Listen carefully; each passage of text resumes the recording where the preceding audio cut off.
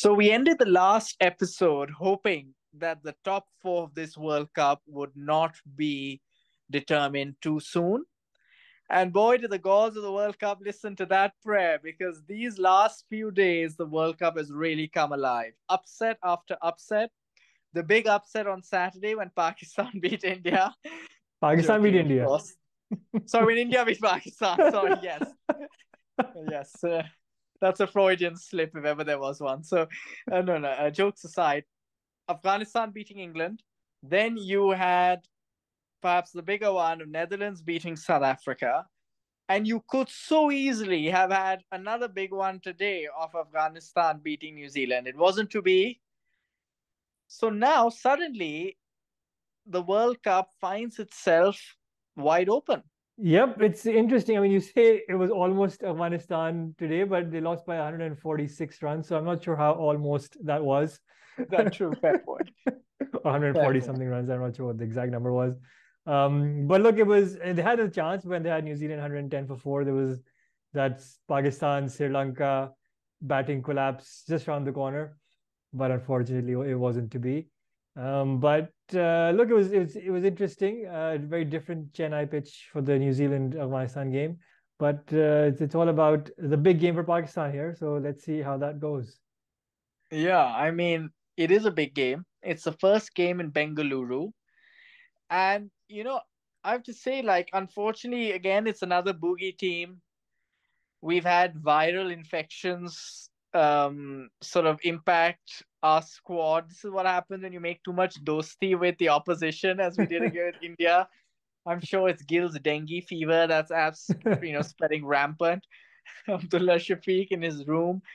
I don't know. It has all the makings of a classic Pakistan corner Tigers sort of feel to it. Um, but yeah, I mean, I definitely think Pakistan perhaps start as slight underdogs, I have to say. Just the weight of the World Cup record against Australia, Australia finding form ominously, and also the fact that we happen to bring out of form players in form, aka David Warner and Steve Smith. So I don't know, and also Zampa finding form as well. I mean, I just think the conditions seem to favor Australia more. Yeah, I tend to agree with that. I think if it was a more spinning track, then the odds could have been evened up a little bit. Although Pakistan's spin has been equally, if not, well, it's been probably the worst in the tournament. But in terms of a flat track at the Chinnaswamy, it's going to be a high scoring game.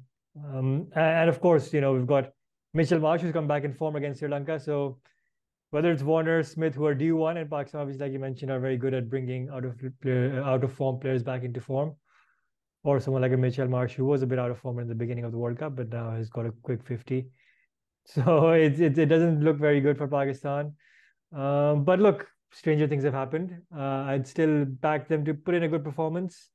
But as long as they pick the right team, which I think is probably the most important thing to discuss, assuming everybody recovers from whatever virus and whatever's going on in the team. Can we first talk about, if Abdullah Shafiq is not well enough to play, someone, somewhere is looking down at Fakhar Zaman and smiling, right? Uh, I mean, that guy's luck if he gets to play another game. And knowing our luck, he's probably going to prove all of us wrong and score like the next, like hundreds in the 15? next few games, and that's it, He's and going then to be 15 lads? No, yeah, I, maybe I, 15. I don't think, I Hopefully, don't, Abdullah. yeah, hopefully he'll be fit, but I don't think Fakhar Zaman himself wants to play, given how hopeless he's been looking at the crease and how quickly he's been looking to go back to the pavilion. So I'm not sure Yeah. he himself would be that comfortable. But if there is one stadium that he'd want to play in, it would be the Chinnaswamy with the small grounds, the small boundaries, flat wicket. But in any case, hopefully, if Abdullah Shafiq plays, I think it's going to be. Look, it's a difference between what I think will happen and what I want happening. What I want happening, I've sort of said this many times before, Osama Mead needs to play. It's an absolute no-brainer. He did well in the warm-up game. He is your frontline spinner sitting, who's actually a specialist spinner. And he has to give way to a like-for-like Shadab Khan. Simple as that.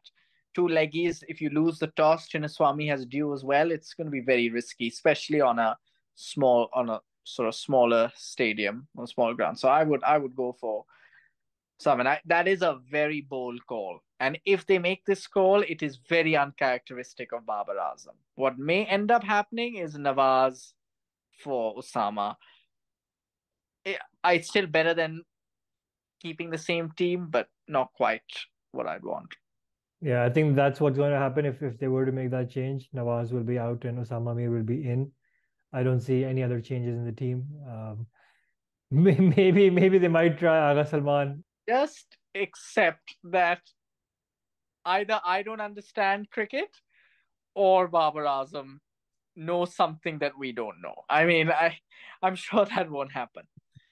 But and just take a moment to talk about how our spin attack is deteriorated. You talk about which conditions suit us. We prefer spin friendly, and this is a very defensive way of thinking, right? We want spin friendly because our batters can cope, as opposed to it suiting our strengths. It actually hides our weakness more than it suits our Yeah, but strength. spin friendly against Australia, against Afghanistan in Chennai. Good point. We don't Good. want that. We definitely don't want that. So we're very picky on which conditions suit us against which team. But I was reading somewhere that people are talking about how this is a very recent trend, our spin deteriorating alarmingly. It actually isn't, right? We haven't had a frontline spinner in white ball cricket since Saeed Ajmal. Yasir Shah didn't deliver. And before Saeed Ajmal, we didn't have it for a good 7, 8 years since Sakleen Mushtaq. It's just that those 7, 8 years will be, it didn't impact us much because we had Shahid Afridi, Muhammad Hafiz, and Shoaib Malik, who are good enough to sort of let us not feel that. So there's clearly something wrong somewhere. That means we don't develop good spinners for the white ball format because Danish Kanaria failed at it. Yasir Shah failed. So it has been an ongoing issue for like the best part of 20 years, barring some exceptions.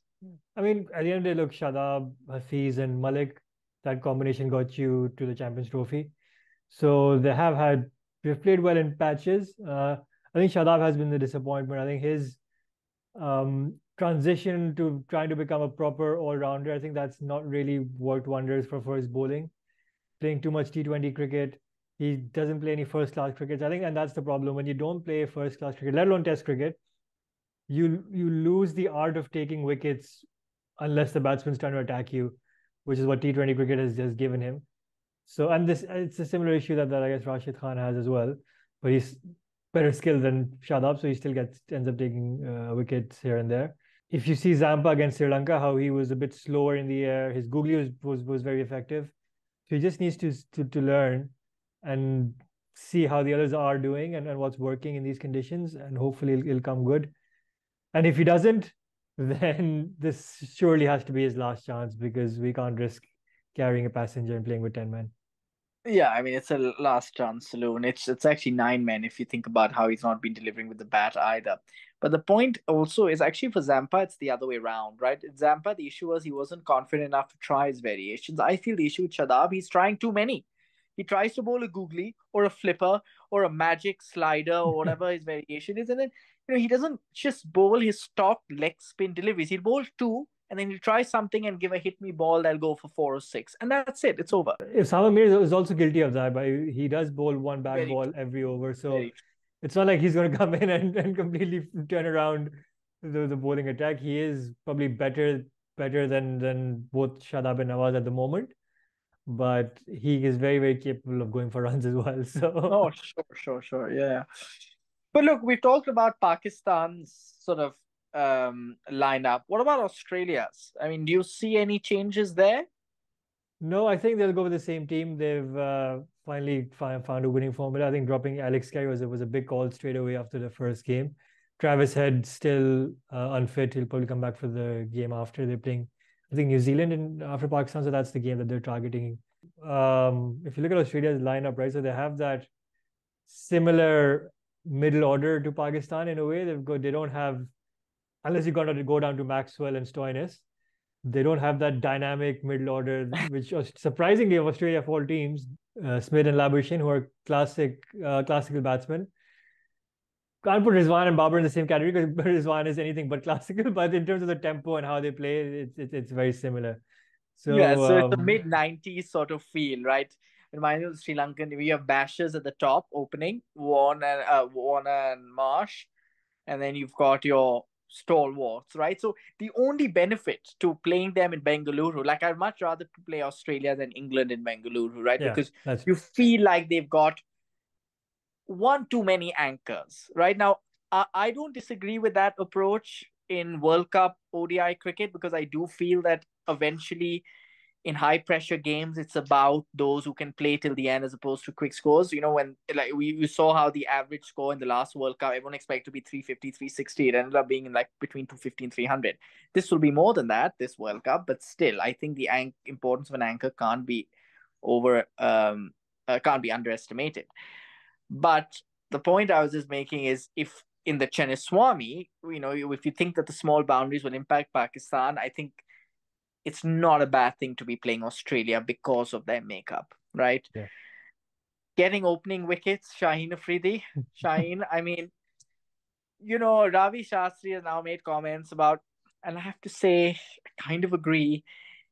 Is he that amazing a bowler when he doesn't get that swing early on and that wicket early on? And I hate to say it, but he doesn't.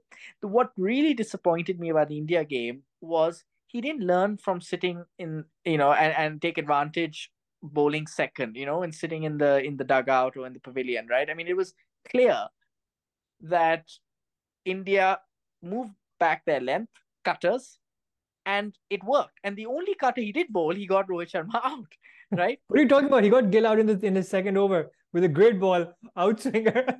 Out, short, wide, outside off stump. No variation, and the signature salute as if he had conquered Mount Everest. I mean, but he should have been watching from the dressing room, right? So what that tells me is he's not learning, he's not applying himself, he's not adjusting, right? Whether this is the Babar Azam mentality over the team, I don't know, but I expected better. I have a question, right? Do you? I know Hassan Ali got four against Sri Lanka. I get it, but But do you back Haris Rauf to open with the new ball? No, Because you need to get Warner and Marsh out because they're the real danger men. Just a thought. I mean, it's one of those maybe trying for 2 overs if you had to. They're not going to. So there's no point wasting my energy over this, but they could, but they're not going to. Yeah, I would think the same. I would put 2 overs. Just try something different. And I think you should bowl Muhammad Nawaz whenever Warner is on strike. I think Oh, I'm no, I being mean, sarcastic. I'm being sarcastic. Come on. The way you were just nodding, come on, yeah. I mean, he will I was, wipe him out of the attack I just was, like he did to Imad Wasim. unless he starts batting right-handed like he did against Ashwin. Oh, that, yeah. I think in a World Cup game, that's asking for too much. Ultimately, in my opinion, it'll boil down. I know this is very cliched, but if we win the toss and we bowl first, which I think is what Babar Azam's going to do, Yeah, it has to be what total would Babar Azam want to restrict Australia to? 28, 280, 290. No. It has to be thinks he can get to 280, 290 only, as if this is like a cap on Park's performance. It needs to be 260, 270 or something like that. If you tell me now Australia going to bat first, I think what I would take right now probably 275. That's it. So, and I'm sure Babar Azam hasn't looked at this, but Smith has been getting out consistently LBW, right? Yeah, He's being deceived by the in-swinging ball. He's yeah, not reading the line that clearly, especially if it's coming into him. I think his shuffle is just getting him a bit mixed up. So we should be targeting the stumps, right? None of these freebies, right? They're clear signs of what Smith is just struggling a little with, and you have to get him out in the first yeah. under 20, right? It's like a Babar Azam or a Virat Kohli. Well, so that's that. But this is a classic Pakistan, right? I mean, the so-called Fab Four, Virat Kohli, we never get him out. Joe Root, we never get him out. Kane Williamson, we never get him out. Steve Smith, we haven't played enough white ball cricket against him, but he's always done well. Well, Warner's been the one who's usually done well against us. So it's going to be interesting. The other thing I was going to say is hopefully for Australia's sake, the DRS works this time for them. The last couple of games, the Warner LBW in the previous game, and then the Smith one before that. I'm not sure what's been going on.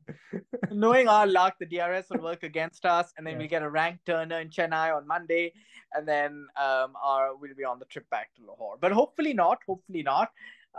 Look, let's go the last segment of the show, predictions. I think in our initial preview, I went for Australia. I'll still. This is one of those really difficult Hard ones versus where time. it is. I mean, in the India one, it was just a very patriotic call that I went for Pakistan, but I knew deep down that it's never going to be the case. Here, look, if you were to put a gun to my head, I would say Australia. So would I. Uh, So would I. We're and alive. Australia to win, top run score for Pakistan. Babar Azam, finally, please do something. Uh, He was top run scorer last time. You can't say about that. yes, he was. I'd say for Australia, David Warner. And then bowling, so tough for Pakistan these days. Haris Rauf and Adam Zampa. I'm going with for Pakistan. I agree with you. It's going to be Babar Azam. I think this is his time to shine. Especially if we bat for a small ground, he'll score a run ball, 75 as we get to 280, 290. But no, I think, yeah, and bowling, I think it'll be. I actually think if Osama Mir plays, it'll be Osama Mir. If he doesn't play, I back Haris. And I say Haris quite a bit actually, so I really hope he comes good. And then on Australia's side, I'm going to go with Marnus Labuschagne. I'm going to go with Marnus Labuschagne, and I'm going to say Hazelwood always does well against us. So I'm going to go with Josh Hazelwood. I mean, it could be Stark as well, but something about Hazelwood just he gets it right. So there.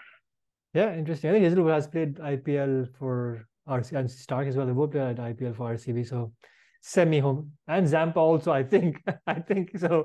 So Well, I think conditions don't come into play that much. They play everything under lights on. yeah, So yeah, there fair you enough. go.